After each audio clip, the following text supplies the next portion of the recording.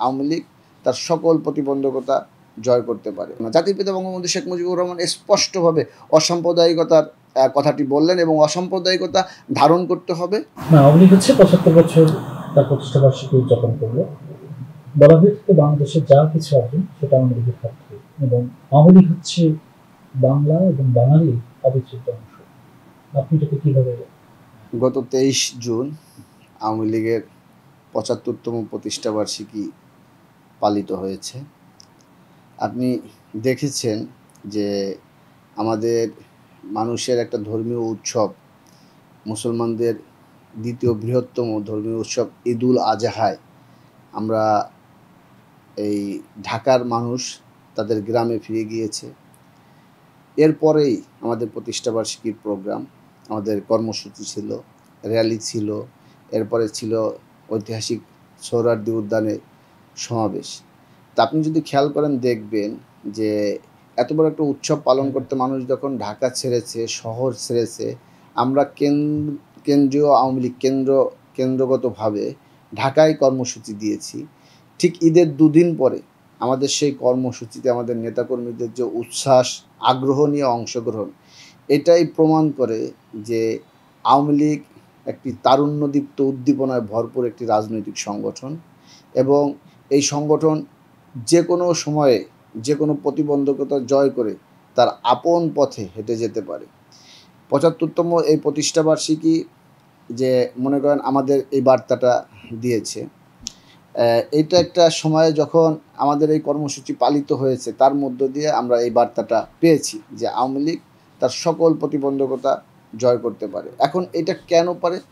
দেখেন, আওয়ামী লীগ যখন প্রতিষ্ঠিত হয়েছে, আওয়ামী লীগ প্রতিষ্ঠিত হয়েছে সম্পূর্ণভাবে যে এস্টাবলিশমেন্ট ছিল, সেই এস্টাবলিশমেন্ট যখন যে মানে চলতি ধারার রাজনীতি যখন জনগণের আশাকাঙ্ক্ষাকে প্রতিফলিত করতে পারতেছিল না, সেই জায়গায় আওয়ামী লীগ ওই সময়ে নতুন ভাবনা নিয়ে ওই যে চলমান যে ধারা, সেটা যে জনগণের আশা আকাঙ্ক্ষাকে ধারণ করতে পারতেছিল না, তার বাইরে গিয়ে সময়ের প্রয়োজনে তার আদর্শ ও কর্মপন্থা ঠিক করে আওয়ামী লীগ প্রতিষ্ঠিত হয়।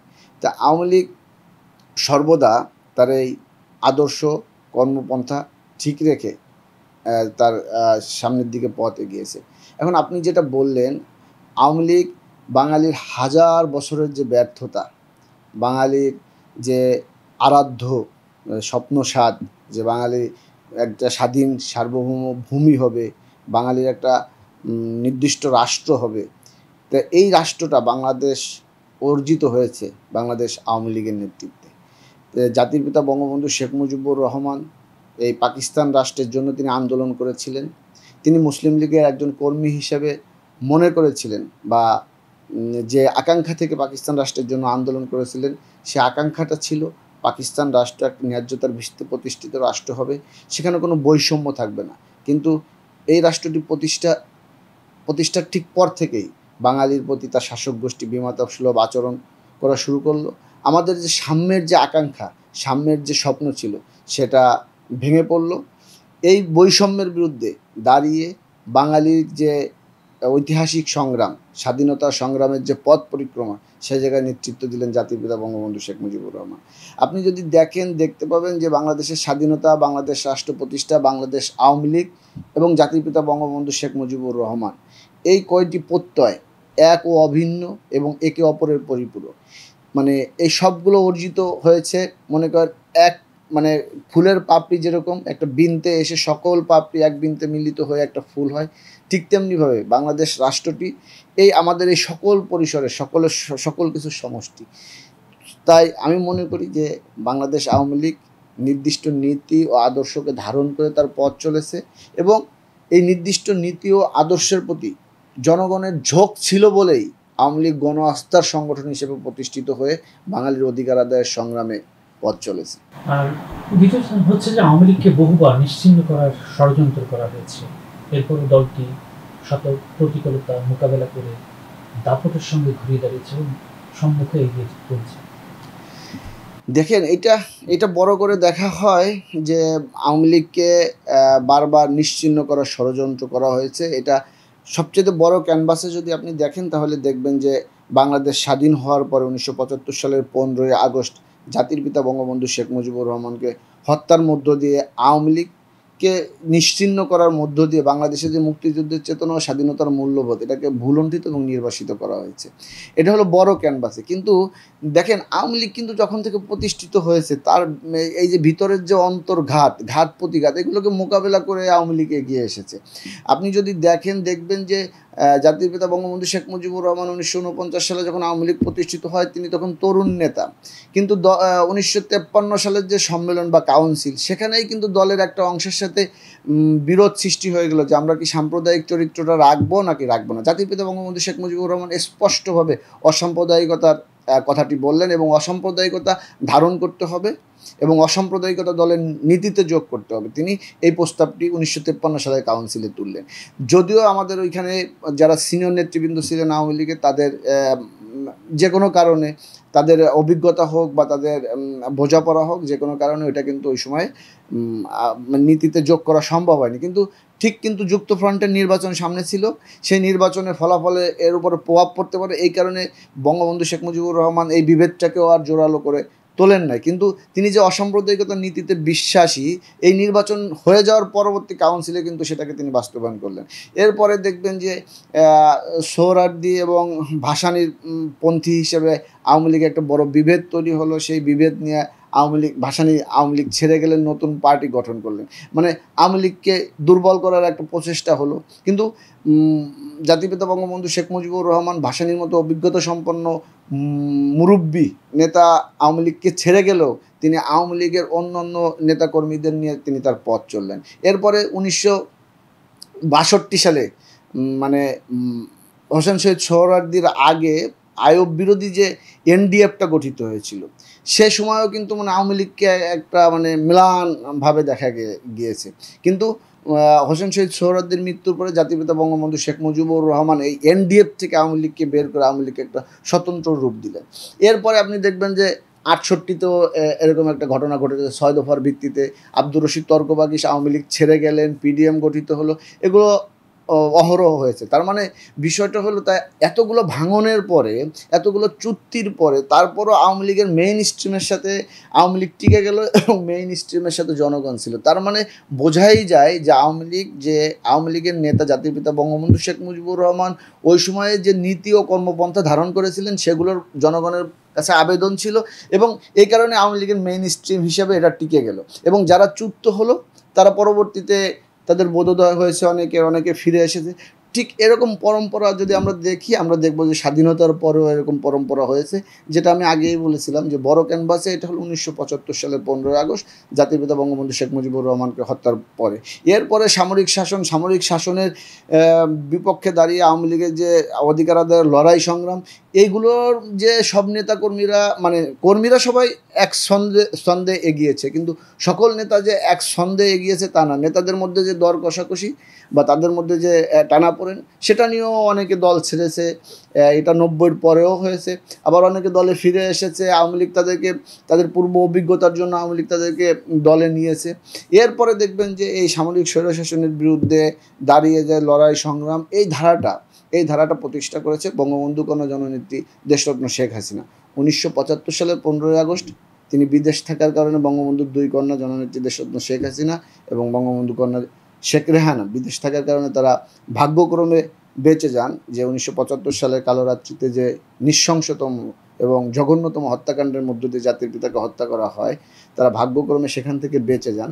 বেঁচে যাওয়ার পরে তারা নির্বাসিত জীবনযাপন করেন এবং সেখান থেকেই তারা জাতির পিতা বা বঙ্গবন্ধু কন্যারা তাদের পিতার হত্যার যে প্রতিবাদ এবং হত্যার বিচারের দাবি তোলেন এবং সংগ্রামটা দেশের বাইরে থেকে করেন। এই সংগ্রামটা আওয়ামী লীগের নেতাকর্মীদের সাথে জননেত্রী শেখ হাসিনার একটা আপনি যদি বলেন যে যোগসূত্রহীন একটা মেলবন্ধন ঘটিয়ে দেয়।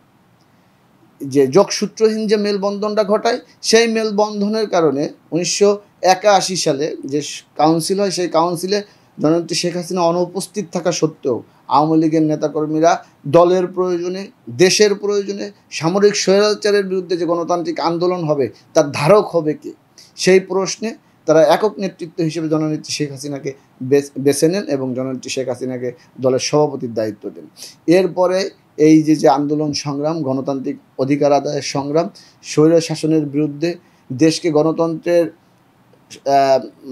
দেশকে গণতান্ত্রিক অভিযাত্রায় সম্পৃক্ত করার যে সংগ্রাম, সেই সংগ্রামের নেতৃত্ব দিয়েছেন জননেত্রী শেখ হাসিনা।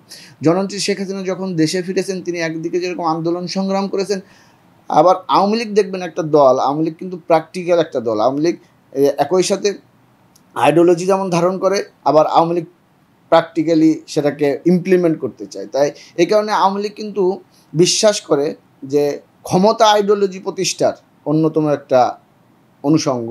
আপনি যদি ক্ষমতায় যেতে না পারেন, তাহলে আপনার আইডিওলজি প্রতিষ্ঠিত হবে না। তাই জননেত্রী শেখ হাসিনা একই সাথে এই অধিকার আদায়ের আন্দোলন সংগ্রাম করছেন, আবার এই অধিকার আদায়ের আন্দোলন সংগ্রামের মধ্য দিয়ে যদি তিনি গণতান্ত্রিক পন্থায় ক্ষমতায় আসেন, তাহলে তিনি কি করবেন, বাংলাদেশকে কোথায় নিয়ে যাবেন, জনকল্যাণের রাজনীতিতে কি নীতি যুক্ত করবেন, যে সব জায়গায় জনকল্যাণ ব্যাহত হয়েছে, যেসব জায়গায় মানুষের দুর্ভোগ বেড়েছে, সেই জায়গাগুলোকে কীভাবে প্রশমিত করবেন এবং জনকল্যাণের নতুন নতুন দ্বার কীভাবে উন্মুক্ত করবেন, এই জিনিসগুলো নিয়ে কিন্তু তিনি ভাবতেন। এবং জননেত্রী শেখ হাসিনার একটি সুনির্দিষ্ট রাজনৈতিক দর্শন আছে এবং সময়ের পরিক্রমায় এই দর্শন এবং কর্মপন্থা নির্ধারণে তিনি তার সুদক্ষ এবং চৌকস নেতৃত্ব দেখাতে পেরেছেন বলেই আওয়ামী লীগ আজকে এই পর্যায়ে এসেছে।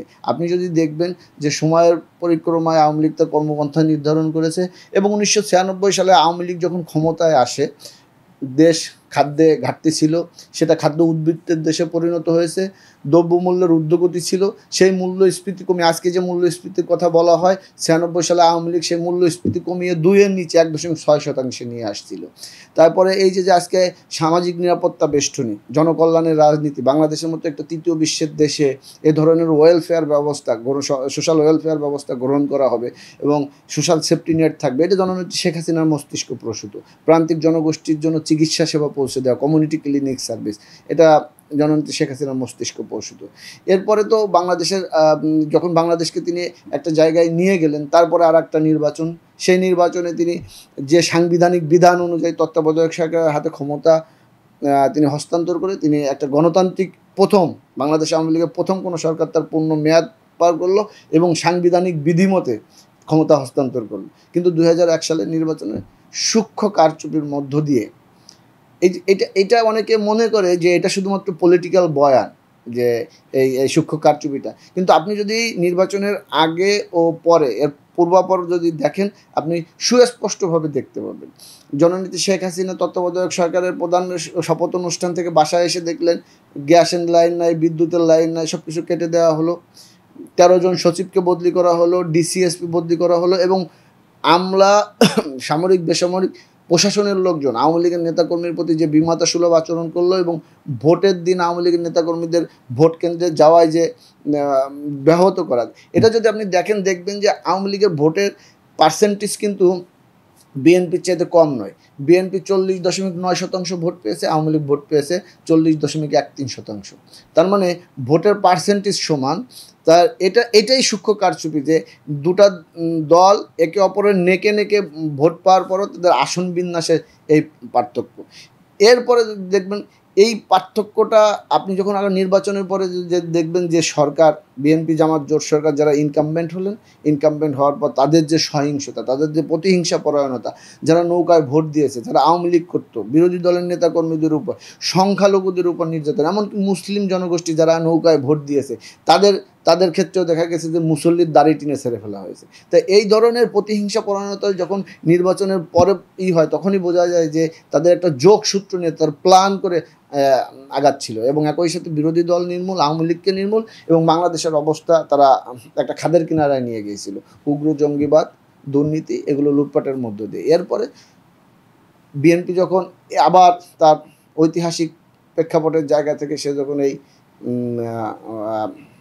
ক্ষমতা কুক্ষিগত করার অভিপ্রায় আবার দুর্বিসন্ধি করলো, আবার দেশের সাংবিধানিক অবস্থা ব্যাহত হলো, তত্ত্বাবধায়ক সরকার নামে যে সাংবিধানিক ব্যবস্থা ছিল সেটাকে কলুষিত করা হলো এবং ক্ষমতায় থাকার জন্য সকল উপায়ে রাষ্ট্রীয় ইনস্ট্রুমেন্ট ব্যবহার করার যে পায় তারা বিএনপি করলো, তার বিরুদ্ধে গণপ্রতিরোধের মাধ্যমে বিএনপি তার সেই অভিলাষ ইচ্ছা বাস্তবায়নের ব্যাঘাত ঘটলো এবং ব্যাঘাত ঘটার পরে পরবর্তীতে একটা অসাংবিধানিক সরকার ব্যবস্থার মধ্য দিয়ে আমাদের যেতে হলো।